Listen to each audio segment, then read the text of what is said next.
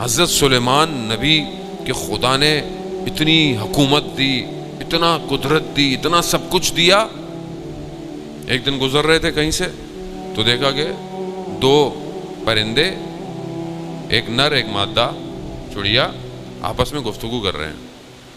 وہ جو نر ہے وہ کیا کہہ رہا ہے؟ وہ رشتے کی بات کر رہا ہے اس سے. کہہ رہا ہے کہ میں تم سے محبت کرتا ہوں، اتنی محبت کہ میں تمہاری خاطر یہ کر دوں گا، وہ کر دوں گا. یہ کرتے کرتے کرتے یہاں تک آ گیا کہ میں سلیمان نبی کے تخت کو اپنے چونچوں پہ اٹھا کے اوپر لے جاؤں گا اور پھر اس کو نیچے پھینک دوں گا. اب حضرت سلیمان سن رہے ہیں اور ان کو ہنسی بھی آ رہی ہے، یہ کیا کر رہا ہے یہ. کہا ان دونوں کو بلاؤ. آپ کو پتہ ہے حضرت سلیمان کو خدا نے ایسی حکومت دی تھی کہ ہر جانور کی بات، ہر جانور سے گفتگو، جن ان سب کچھ، ہوائیں سب کنٹرول میں تھی. تو جب دی تو بلاؤ اس کو. بولے کہ تم کیا باتیں کر رہے تھے؟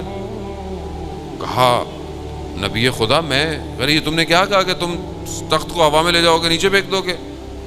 کہا جانے دیجئے نبی اللہ، میں تو اس سے محبت کے دعوے کر رہا تھا. ایک عاشق اور کر ہی کیا سکتا ہے دعوے. تو اس سے پوچھا کہ تم اس کی بات کو مان کیوں نہیں رہی؟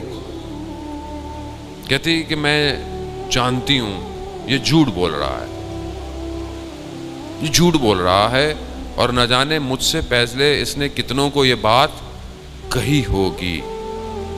کہتے ہیں حضرت سلیمان تفکر اور سوچ میں پڑ گئے کہ کہیں یہ جو میں کہتا ہوں کہ پروردگار میں تجھ سے محبت کرتا ہوں، کہیں یہ جھوٹا دعویٰ تو نہیں ہے. 40 دن کہتے ہیں اپنی حکومت کو چھوڑ کر کہیں چلے گئے، کسی کو بھی نہیں پتا تھا، گریا کرتے رہے. یہ دعویٰ، اے خدا میں تجھ سے محبت کرتا ہوں، کہیں یہ دعوے جھوٹے تو نہیں ہیں؟ یعنی ہم اپنے آپ سے پوچھیں، ایک دوسرے کو تھوڑی کہہ سکتے ہیں کہ آپ جھوٹ بول رہے ہیں. میں تو مجھے پتا ہے میں کیا بول رہا ہوں. کیا واقعاً ایسا ہے؟